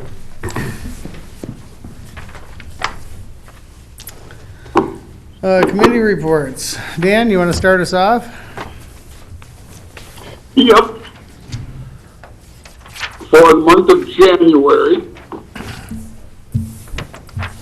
okay, the first meeting I had was then on Thursday, the 7th, was our Prime West meeting. Serve on the financial board there as well, too. Had gone through our audit, so we're in good standing there. I guess nothing of significance to report. We're doing our annual trainings and board certification. I guess I'd shout out to Les. Anything else specific that stood out to you, Les, for Prime West? Just our financial position for November turned out excellent. Yep. Also, we renewed our contract in again with Jim Prisbel, our director, our managing director up there, and once again he deferred making the salary increase that was offered to him. like he had done last year. Then on Friday the 8th, I had my Southwest 18 Mental Health Consortium meeting. That was also via Zoom. Again, just stressing that through this last year that there's been a great deal of additional mental anguish and stress on everybody, and it's been a difficult time. On the 14th and 15th, then participated in the Minnesota Hospital Association Zoom meetings. I guess, Luke, leave anything specific to you to those two meetings. The Zoom went fairly well, and again, acknowledge that Chris received his certification then as I think it's trained, is that what the terminology is that we use for that, as a trained board member? Trustee. Certified. Certified trustee. Yeah. Then on the 18th, I had my SMOC, Southwest Minnesota Opportunity Council board meeting via Zoom.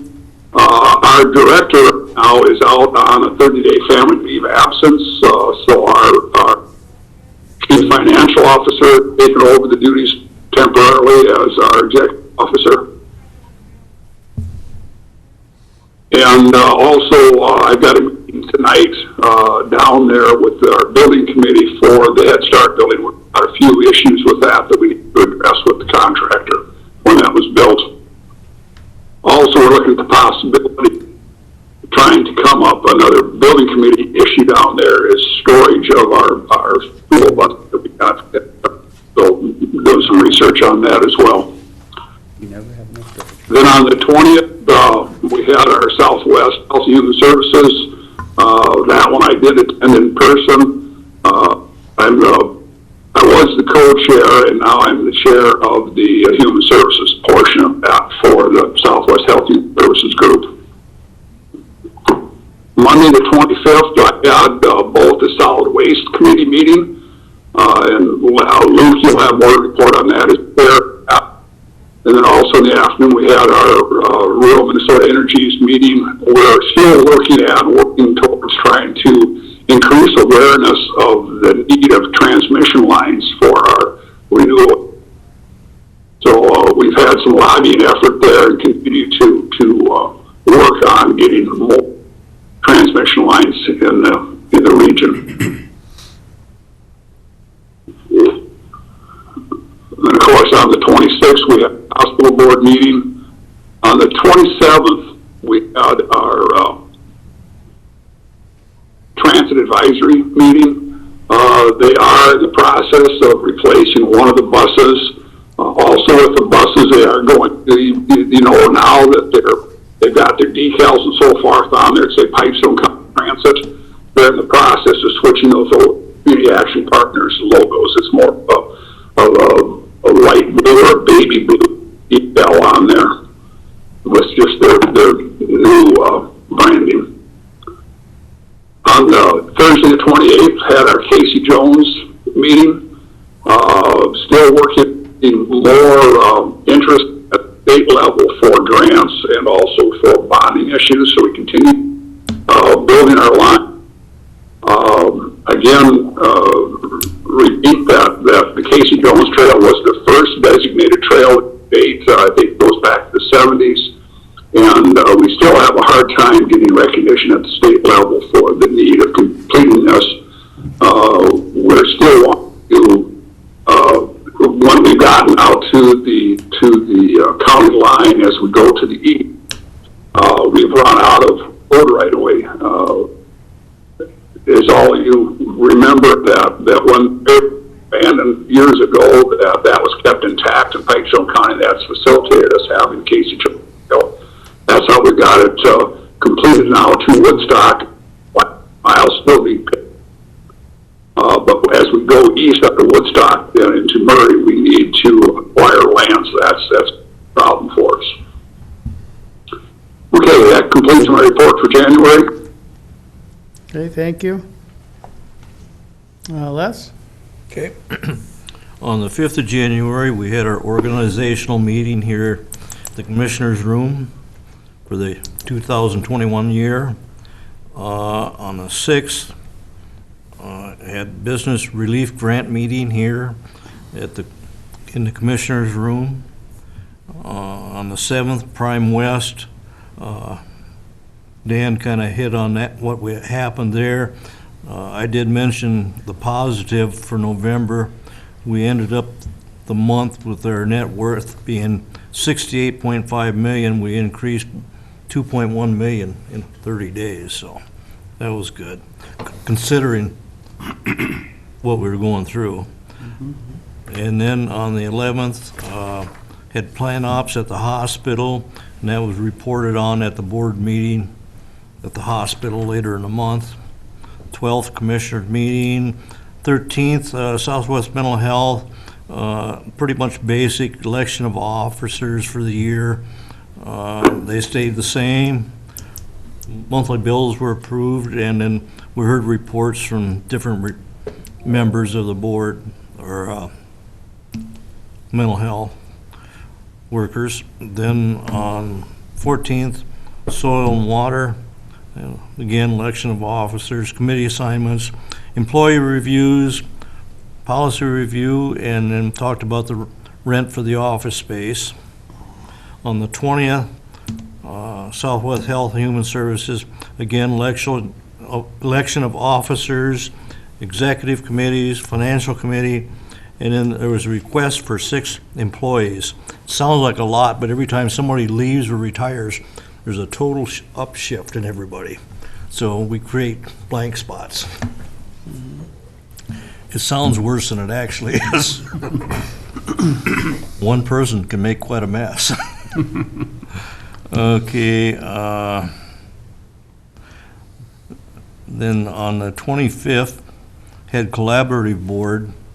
And if you don't know what that is, that's where Pipestone County and Rock County get together and we assess the money that goes to the schools within the 2 counties.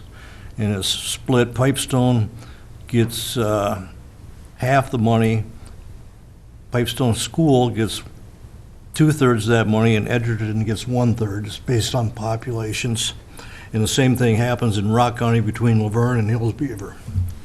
Laverne gets 2/3, Hills Beaver gets 1/3.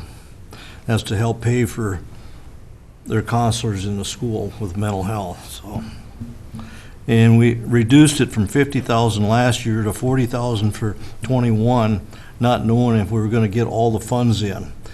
If they come in by the end of the year, then we'll take it back up to 50,000. So then that day we had negotiation meeting here at the commissioner's room. 26th commissioners meeting, hospital board. On the 27th, we had executive meeting and the full board, radio board. There again, election of officers. Pretty much the same officers stayed in place. Approved 2 different talk groups, and then the reimbursement requests for the last month. That's the end of my report. Thank you. For Southwest Mental Health, is something going to be addressed as far as their building situation yet, or? They're waiting on us, is the impression I Wait a get. long time. I was going to say, I mean, should you maybe tell them that, Well, they may keep want to saying that they're reassess gonna their. have a meeting with us, but it never transpires, does it, Chris? Oh, That's just like this meeting here, the collaborative board, that's kind of focused around the mental health and that. Luke never attended that. Scott Johnson never missed one of those meetings. And Luke wants to be involved in everything. There was a chance he could have met the superintendents of the schools, Right. some key players. But he never even attended. But yeah, you may want to reach out to him and, explain that he may want to reassess his position regarding their building situation, or they're going to be stuck in a, less than satisfactory building for quite some time. Well, they know that. they don't have any money, is their issue. They're loaned out as far as they can go, and Right. But, maybe something could still be worked out if that one we looked at if, you know, if they, The road only goes one direction though. right. But, you know, they may want to reassess that, or. Hey, Chris? Okay. And, well, Tuesday, the 5th, we had our organizational commissioners meeting. Thursday, 7th, PCMC Zoom meeting for vaccine update. Wednesday, 13th, Southwestern Mental Health. I guess some notes I had on that is they dissolved their fundraising committee. They really haven't been using it a whole lot over the last few years, and with COVID, no plans on using it anytime soon. So that was dissolved. Their staff started receiving their vaccines, and by this meeting now, everybody should have been vaccinated. They're contemplating moving the meetings more as needed, and let the executive committee act on like financials and stuff like that. And for instance, February here, we didn't meet then, so, which is fine. A lot of times can be a waste. Let's see, they've been receiving large increase in outpatient referrals, which has helped them through these tough times.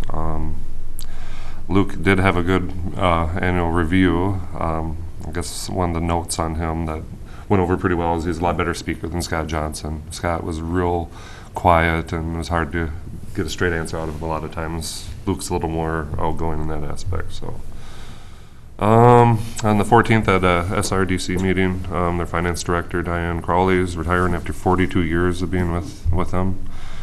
Let's see, they have 3 EDA primary grant opportunities presented. One was the Coronavirus Aid, Relief Act, and Economic Security Act.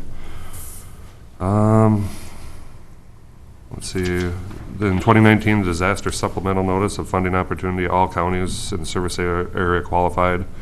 That was for a lot of that flooding and stuff that we have, so apparently there's still option to get money out there. The only one that applied and was denied was the city of Tyler. SRDC was awarded $400,000 for CARES Act money over a two-year period to develop a work plan. So then they kind of turned it to us, the commissioners, on how we handling the second round of stimulus, and just kind of reported on how we're doing it here. Good. The revolving loan fund committee report showed that they made a change. They're offering now 0% for the first year, a 3-month deferral, and 75% under prime for the remaining years, which is at 2.44% currently. Of the 1.4 million of original funds, 14 loans are closed at just shy of 500,000. Pipestone County has 2 additional that the committee has approved but have not closed on yet, and I don't know which businesses those were. PACE funds were available. PACE funds available around $35,000 out of $265,000. I'm still really new to that committee, so I don't know. I think Dan's a little more familiar with how PACE is running and what they're doing with their money there. And like I said, this is my first meeting with SRDC, so I got a little bit more to learn yet. So, talked about how they draft that the TAP transportation alternative application for the Casey Jones Trail. They developed that, and I putting it to local boards yet. I don't think we've seen that yet. So, let's see. The ATP update, which is Aire's transportation partnership, talked about the Highway 14 4-lane expansion from Nicollet to New Ulm, which is being held up with negotiations from landowners, scheduled from spring 2021 to fall 2023 at a cost of $86.5 million. And it's the first time the state is utilizing the Transportation Infrastructure Finance and Innovation Act, TIFA funds, which were $40.9 million for that project. Let's see what else I got here for notes. Let's see.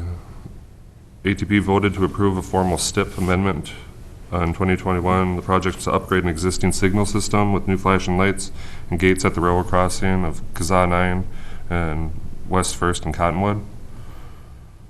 Their funding targets remain unchanged at $6.3 million. Let's see. And that's all I have for SRDC.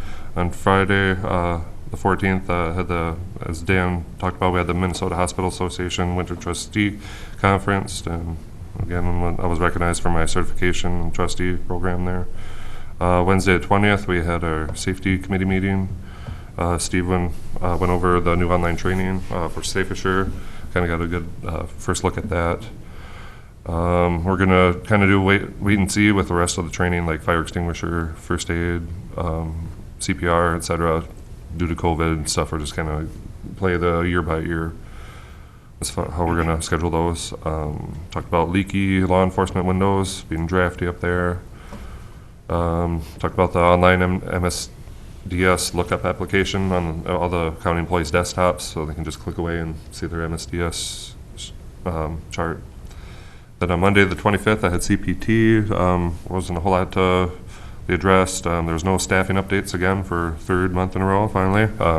They advised their HR programs are finally up and running after a lot of hiccups after the beginning of the year when the Adobe Flash expired. And Tuesday the 26th, hospital board meeting.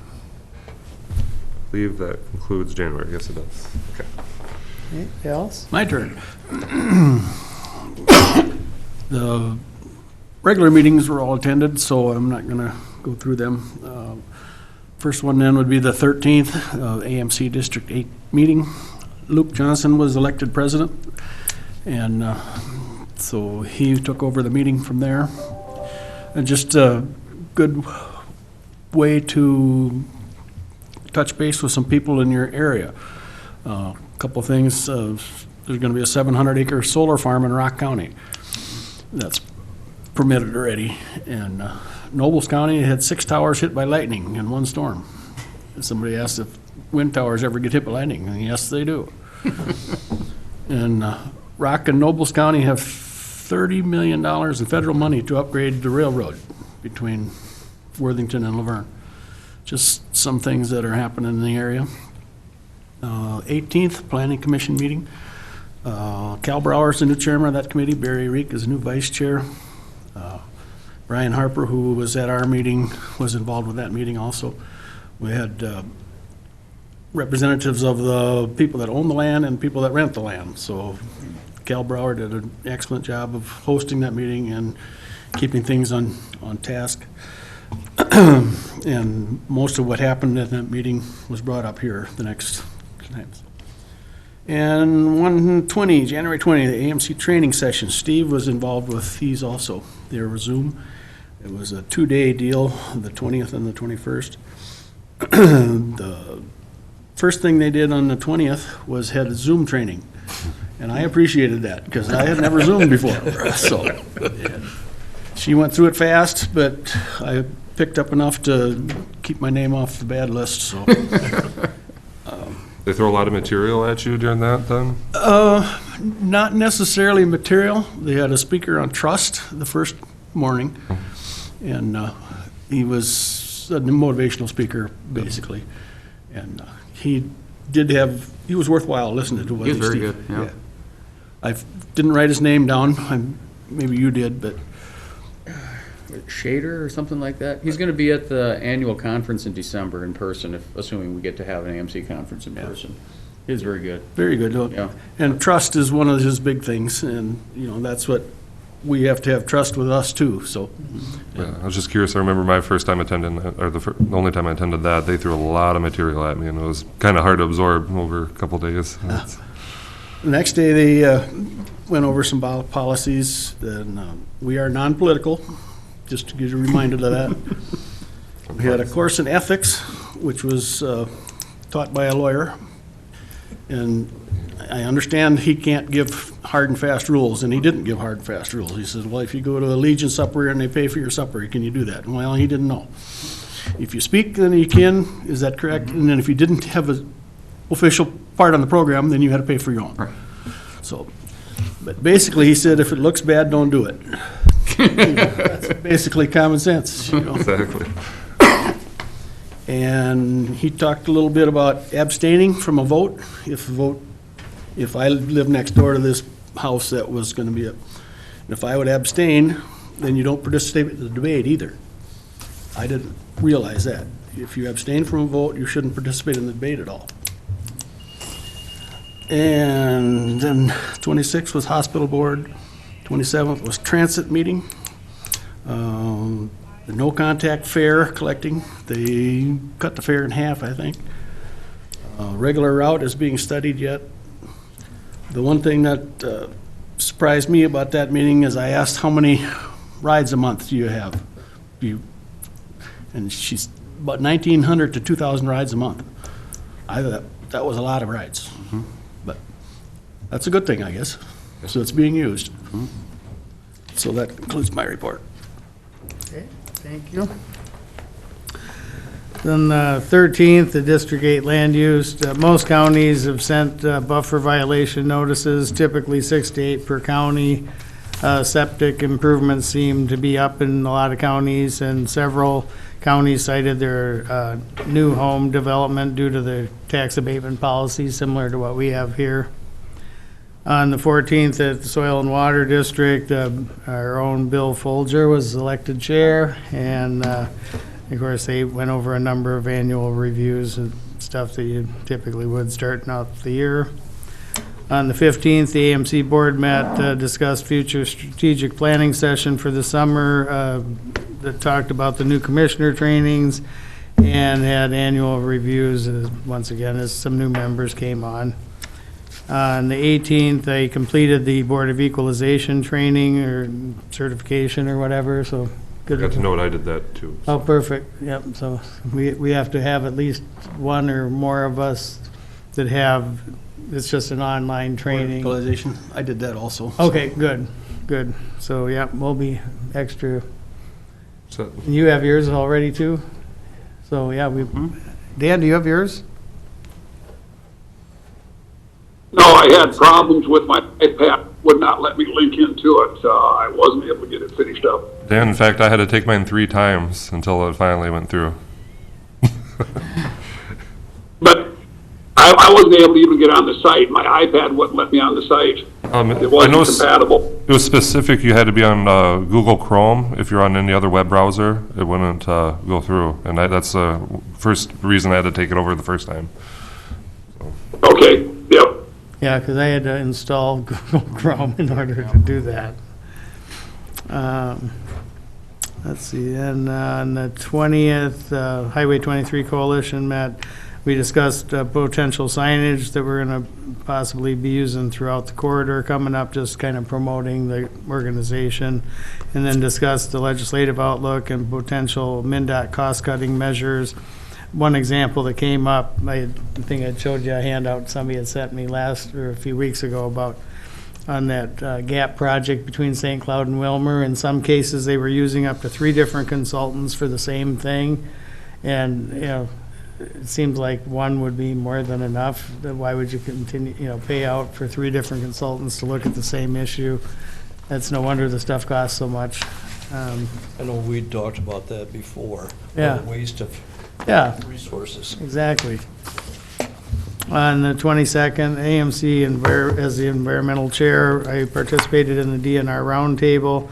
Their theme was public health, social equity, and natural resource management, and they had a number of presentations about how the DNR is trying to, in their hiring and program implementation, trying to be more diverse and, have more people be able to access, their parks or facilities or whatever around the state. They, of course, something that always gets my attention, says I complain about it a lot. They mentioned the DNR acquires over 12,000 acres a year, but yet, they will admit they can't afford to maintain what they currently have, but they continue to acquire more. And it just seems like, knowing what 12,000 acres of property would cost anywhere in the state, there would be a better use of taxpayer money to, maybe diversify or sell off some of what they have if they're going to continue to acquire more. And they claim that at some point they're going to. I'm just not clear on when that's going to start. I've been told somewhere in the next 10 years, but we'll see. But they currently manage 5.5 million acres in Minnesota.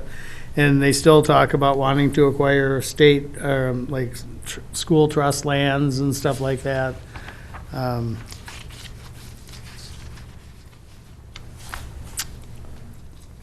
And, oh, one other thing that was kind of interesting up on Lake of the Woods, of course, they used to have about 1 million angling hours per winter. Now they exceed 3 million because since our winters have been warmer, anglers can't get on their lake down south, so they'll head up to the Canadian border to get on. And it's, they're getting so many that they're getting overfished, basically. And then they said another issue is that where their ice opens earlier, it used to be mid-April, now it can be early March. Spring fishing sometimes leads to a shortage of male walleyes, and of course they're on a catch and release only program. Their moose population's down, elk is up, migratory birds come sooner. So just, changes they're seeing just because of weather changes. On the 25th, the Regional Solid Waste meeting, I was reelected chair, and all the officers were reelected the same as it's been. Most counties are working on their annual reports, and household hazardous waste seems to be up everywhere. I'm sure a lot of it because of the pandemic. People have more time to clean out places or do stuff. And then we also had union negotiations that day. On the 26th, the hospital board met. You, of course, were all there. On the 1st, had a little hospital update. On the 3rd, participated in the AMC coffee where we discussed COVID vaccination statewide. I asked about county-based purchasing because Julie's been going to those meetings, and they're still in discussions, but no progress yet. So I'm kind of discouraged by that, but hopefully something will develop. On the 4th, Area 2 and RCRCA met. Bids are currently out for the dredging project. They're going to open those bids this Thursday at 2 o'clock at Redwood City Hall, and hopefully we'll be able to award either at the March meeting or shortly after. They're going to take a little time to try, where it's such a complicated project, I think they're going to have a little more study of the various bids where, cost isn't the only factor as far as, will the job get done properly, and but it sounds like there's a number of firms from around the country, that are hopefully going to put in a bid, so that's encouraging because it is kind of a big deal. On the 5th, the AMC board met jointly with the AMC Futures board, and it was they were discussing a constitutional change regarding education, and the presenters were Neil Kashkari, who's the president of the Minneapolis Federal Reserve, and former Supreme Court Justice Alan Page. And what they would like to do is they have a proposed constitutional amendment that basically reads equal right to quality public education. All children have a fundamental right to a quality public education that fully prepares them with the skills necessary for participation in the economy, our democracy, and society as measured against uniform achievement standards set forth by the state. It is a paramount duty of the state to ensure quality public schools that fulfill this fundamental right. By having this type of language, currently it says something like you're entitled to an adequate education, which may work good for students that perform well, but doesn't necessarily work out so well for students that don't perform well or are somehow disadvantaged. And by saying that it's the paramount duty of the state to ensure this quality education, it means, of course, that it would be the most important, or at least equally important to any other topic you're going to take on for the state. And it also means that the state has to fund it. So, they are basically, apparently this has been tried in states like Florida, and they claim that that Florida used to rank where Minnesota does, about 30 or 35th out of 50 on, basically school outcomes. And they started their program in '99, And recently, they're up to number 6 in the country. And so, of course, my question was, well, what did they do to achieve that? I have not got the answer back yet, but they claim they're going to get me that answer. So I'm kind of waiting to hear on that. And I also asked about tenure, because I always wonder, sometimes, what other job can you have where you're basically